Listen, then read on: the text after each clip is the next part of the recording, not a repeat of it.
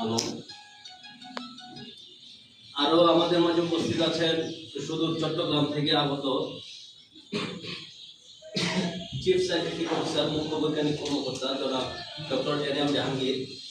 উনি আপনাদের সাথে কথা বলবেন বিভিন্ন মাটির নমুনা সম্পর্কিত এবং মাটির নমুনা কীভাবে সংগ্রহ করতে হয়, সেই মাটির গুণাগুণ এবং এই ভেজাল সার শনাক্তকরণে আপনাদের যে কিছু পদ্ধতি আছে এই পদ্ধতিগুলো আমাদের দেখাবেন ডক্টর নাজমুল হক খান স্যার।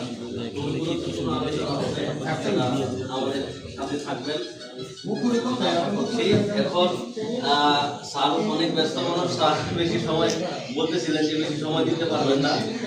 আমরা আমাদের পক্ষ থেকে স্যারকে এই অনুষ্ঠানের উদ্বোধনী কথাবার্তা বলার জন্য এবং উদ্বোধন ঘোষণা করার জন্য স্যারকে অনুরোধ করব। স্যার